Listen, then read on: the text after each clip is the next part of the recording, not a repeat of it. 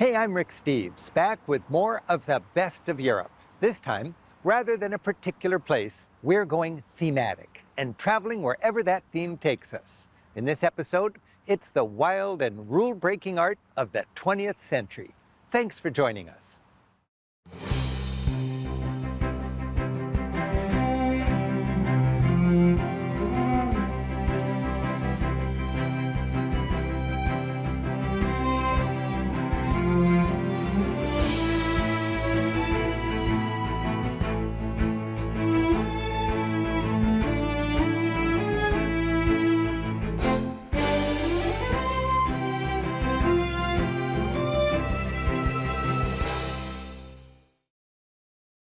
As the 20th century dawned, from telephones and cars to physics and Freud, the world was moving fast. As Europe stepped boldly into the modern age, artists kept up, capturing the accelerated pace of life. There was gritty realism, a new eroticism, and expressionism as never before. Fauves went primitive, even primeval. Cubists found new ways to represent reality. Surrealists painted dreams, and Shagal merged it all to create his own fanciful world. Picasso evolved with the century, as the art world abandoned representational art for the abstract. And art went totally public, interactive, and into the streets, reflecting our dynamic age with abandon.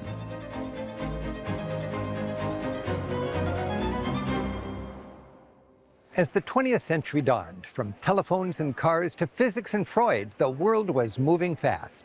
Artists kept up, capturing the accelerated pace of life as Europe stepped boldly into the modern age. As the world changed, so did art, fragmenting into a kaleidoscope of new styles. Atop Paris' Montmartre Hill, crowned by the dramatic Sacré-Cœur Church, Bohemians and free spirits could literally look down on the stuffy bourgeois values of Paris. Since the days of Renoir, artists gathered here for the low rent, rustic ambiance, and to stoke each other's nonconformity, to live carefree lives with a hint of decadence, and watch can-can girls kick up their heels. Henri de Toulouse-Lautrec captured the turn-of-the-century scene. Crippled from youth, Toulouse-Lautrec felt most at home among fellow outcasts, the women of the brothels he frequented, and the performers of the notorious and decadent Moulin Rouge nightclub. He gave them a dignity denied them by society, like this aristocratic-looking dancer, weary of the nightlife, yet unable to escape it. Predictably, Toulouse-Lautrec died young, but with his unabashed realism, candid subjects, spontaneous snapshots like dashed-off sketches in paint, he had documented this golden age of artistic rebellion.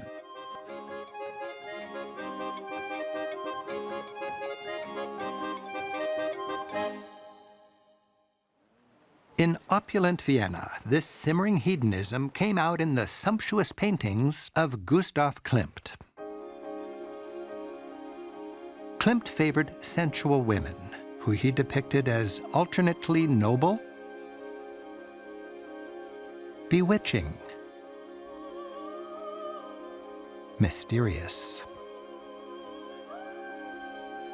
and dangerous. Like this biblical heroine with the head of her victim, a modern femme fatale.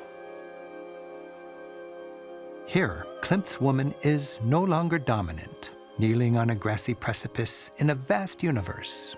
The passionate couple is engulfed in colorful patterns and the golden glow of their desire.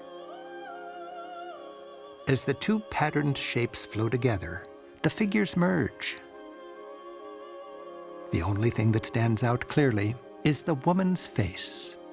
Eyes closed, cheeks flushed, as she succumbs to the pleasure of the kiss. The early 20th century was a time of new isms, including Fauvism. With their bold, primitive style, the Fauves, or wild beasts, brought an untamed spirit to the art world. The Fauves, led by Henri Matisse, painted with intense and clashing colors, colors that ignored reality. Artists using thick paint with rough brushwork portrayed more what they felt than what they saw. Fauves painted simple but powerful figures with mask-like faces. This simplification to abstraction is quintessentially modern. Modern, yet primeval. A celebration of the sheer joy of life. While the movement lasted only a few years, Fauvism helped pave the way for the abstract artists who followed.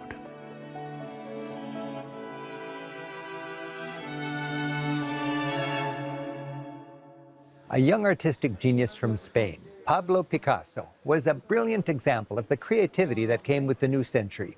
His work showed both where art had come from and where it was headed.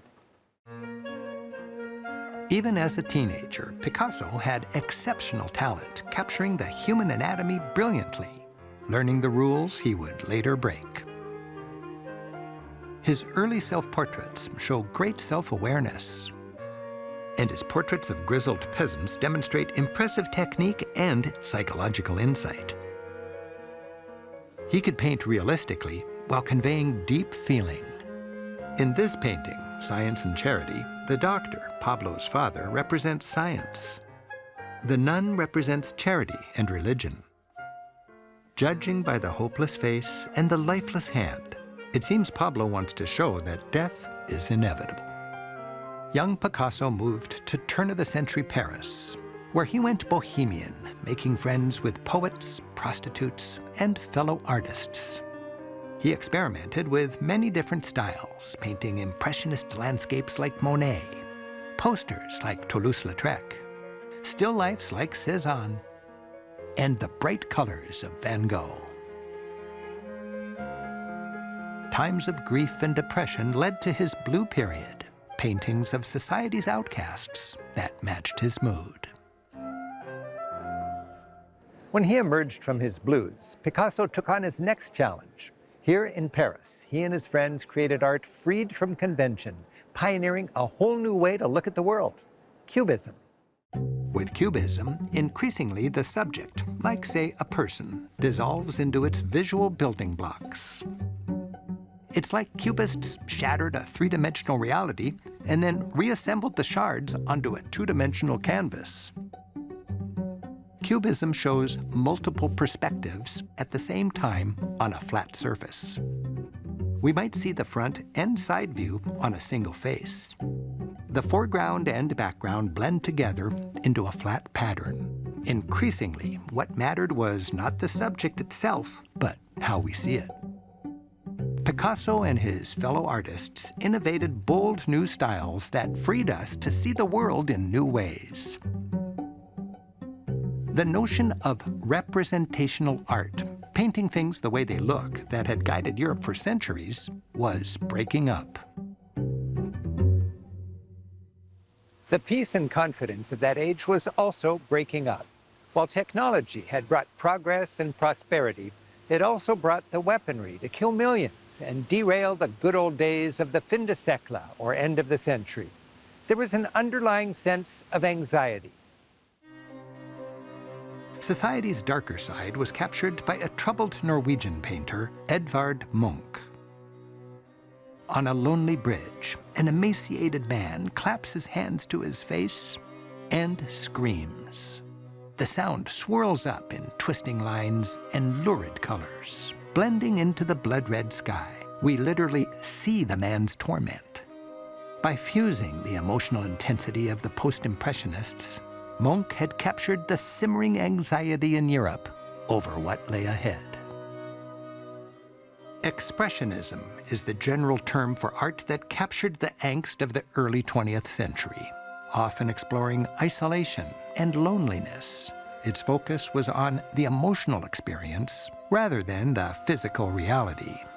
When it finally ended in 1918, World War I left Europe demoralized and disillusioned. Artists, many of whom fought in the trenches, captured the horror.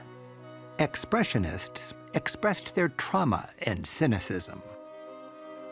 With distorted scenes, haunted eyes, thick paint, Simple figures with garish colors. They depicted the anguish of a world that had lost its bearings. In the 1920s, Paris was still the epicenter of modern culture, with art that captured the excitement of the times. Painters like Picasso, writers like Hemingway, and musicians like Cole Porter gathered and jammed. And art was becoming ever more bizarre, even surreal. Artists known as surrealists explored the subconscious, deep urges, dark fantasies, weird dreams. Painting landscapes of the mind with collages of everyday images in jarring juxtapositions, they freed the viewer to connect the dots. René Magritte used his training in advertising to push people's buttons. He painted real objects with camera eye clarity, but jumbled together in provocative ways. People morph into bizarre objects, and stairs lead nowhere. The strange pairing only short-circuits your brain when you try to make sense of it. Salvador Dalí of Spain combined surreal dreamscapes with astonishing realism. He purposely chose images, from religious to sexual, that packed the biggest emotional punch. Ever the entertainer, promoter, and trickster, Dalí used his own mausoleum. He was buried right here to showcase his life's work, both intriguing and disturbing. Leave it to Dalí to show a crucifix from an angle you never considered. To paint squares that, when you squint, look like Abe Lincoln. A head filled with a candle, and furniture that morphs into the screen siren Mae West. His portrait on the ceiling, with his drawers wide open and empty, declares he gave it all to his art. 20th century artists, like Salvador Dalí, were pushing the world of art into uncharted territory, where truly anything goes. Art that represented things realistically had long since been mastered. Now, artists freed themselves from the limits of realism to create art that was abstract. Abstract artists simplify reality. A person becomes a face on a stick. A mountain, a triangle. They are masters of leaving things out, letting us fill in the rest until the three-dimensional world becomes a two-dimensional pattern of colors, lines, and shapes. Patterns that evoke the inner world we all feel, the world of emotions, ideas, and pure beauty. The Russian-born painter Marc Shagal used the abstract to create windows into the unseen spiritual world. With deceptively childlike simplicity, heavy outlines spilling over with brilliant colors, Chagall celebrated nature and its creator. His scenes, while often biblical, were lighter-than-air collages of his own life as well. His childhood in a humble village, his Jewish upbringing, the idea that God is everywhere, in everyday things. Chagall's mystical world featured flying animals, angels, and lovers twirling blissfully in midair. To Chagall, people loving each other mirrored God's love of creation. He wrote, "In art as well as in life, anything is possible, provided there is love." With Fauvist colors, cubist shards, and a surrealistic lack of gravity, Marc Chagall created an enchanting world.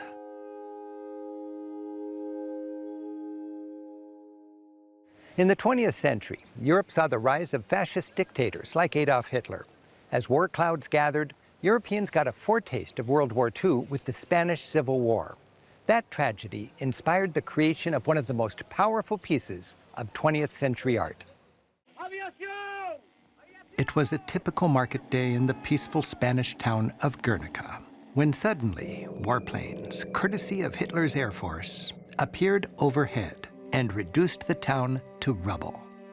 In the wake of history's first saturation bombing, Picasso wove the shattered shards into a large cubist-inspired painting that told the sad story. A woman looks to the sky. Horses scream. A soldier falls, body shattered, sword broken. A wounded woman flees a burning house. A bull, symbol of Spain, ponders it all, watching over a mother and her dead baby, a modern Pietà. Picasso put a human face on collateral damage. His painting caused a sensation, throwing a stark light on the brutality of rising fascism and the specter of World War II. World War II was devastating, with millions dead and entire cities reduced to rubble. But with the help of generous American aid, Europe bounced back, stronger than ever. As Europe emerged from the rubble of war, so did its art. Pablo Picasso settled on the French Riviera. Like Europe itself, he had a renewed joie de vivre with a new girlfriend dancing across the beach and flute-playing creatures celebrating the newfound freedom. With his distinct style, Picasso painted a carefree paradise where civilized people could let their hair down and indulge in simple animal pleasures. All his life, Picasso said, paintings are like windows open to the world. These canvases, painted when he was in his 80s, show the joys of the sun-splashed French Riviera. To the end, Picasso continued exploring and loving life through his art. As a child, he told his friends, he was taught to paint like an adult. And as an old man, he had learned to paint like a child. While Western Europe rebounded from the war, the eastern half languished under communist rule. Taking full advantage of the power of art as propaganda, communism allowed public art only if it promoted its ideology. Ruled by the Soviet Union for nearly 50 years, Eastern Europe developed its own culture and state-sponsored art called social realism. It was doggedly optimistic, realistic yet idealized, sticking with traditional techniques and never tiring of depicting the communist all-stars. Marx, local wannabe Stalins, and Lenin, shown here in his ever-popular hailing a cab pose. Censorship was extreme. Art was only acceptable if it promoted socialism and the symbols of its values. The heroic soldier, the obedient worker, the tireless mother. Anonymous cogs in the machine, diligently serving the state. Art as propaganda. For nearly half a century, this ideology had its day. But when communism collapsed, its monuments fell with it, becoming museum pieces.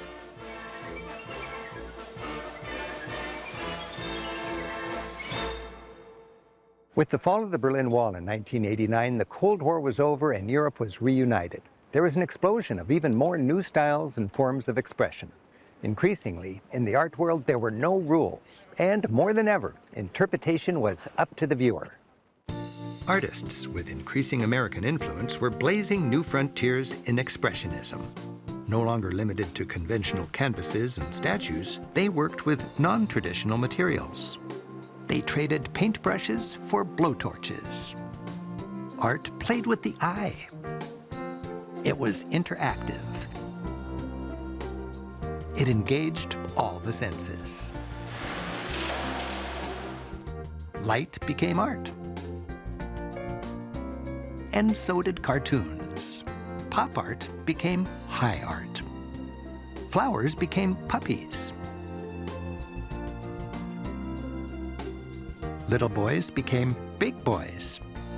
It was experimental, it was experiential, and it was fun.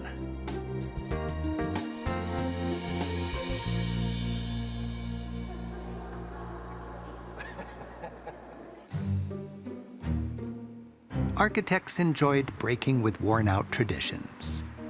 This museum in Paris took the mantra "form follows function" to the extreme, with the functional guts of the building, pipes, heating ducts, and escalators, draped on the outside to free up the gallery space inside.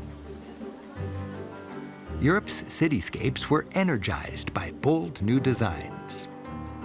Here in Bilbao, the daring design of the Guggenheim Museum spearheaded an urban renaissance. Architect Frank Gehry's groundbreaking design helped set a new standard for architecture. He was inspired by a variety of visions. For instance, to him, the building's multiple forms jostle like a loose crate of bottles. Using cutting-edge technologies, unusual materials, and daring forms, he created a piece of architectural sculpture that smoothly integrates with its environment. With bridges, pedestrian promenade, and art all complementing the building, it's an engaging ensemble, making the city both more beautiful and more livable. Across the continent, infrastructure was state-of-the-art. And venerable old buildings were renovated new, from Berlin to Paris. Cities outdid each other with architectural daring, from London to Rotterdam and Oslo. Another dimension of Europe's increasingly vibrant urban scene is street art. Art that's public, out of the galleries, spilling into the streets. With this, Europe's art world was reaching beyond the privileged and wealthy. Street art included everyone in the broader community and gave voice to the voiceless. It generally comes with a social message as it offends, angers, inspires, and amuses, often at the same time. Random public spaces became the canvas. What began as tagging and street graffiti evolved into a new art form, a way for those on the fringe to make a statement. For example, the remains of the Berlin Wall became the world's longest art gallery. Glasgow is a great example of how street art can transform otherwise gritty urbanscapes. The city council provided funding for street artists to turn its rough blank walls into an outdoor art gallery. Instead of random tagging, huge city-approved murals catch your attention and invite thoughtful interpretation. And the balloons are lifting it out of his reach. Yeah. So this one actually probably represents our patron saint. See the halo around the back of his head? Yeah. And his name was Mungo. We're near to the cathedral. And one of his miracles was bringing a bird back to life. From Glasgow to Athens, street art is bringing color and life to otherwise dreary neighborhoods and providing a creative outlet for communities.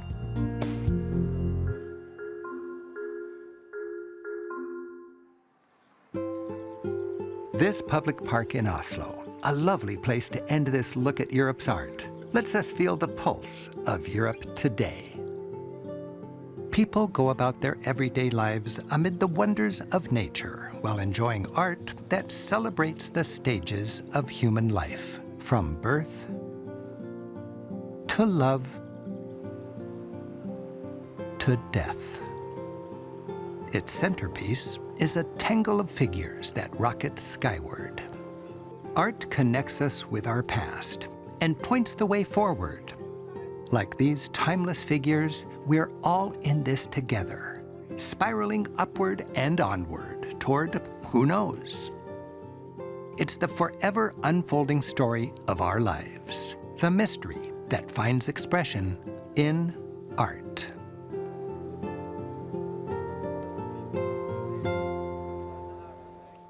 Europe offers a lifetime of artistic treasures, and the more you understand its art, the more you'll appreciate the society that created it. I hope you've enjoyed, or at least survived, our sweep through the wild and crazy art of the 20th century. I'm Rick Steves. Until next time, keep on traveling.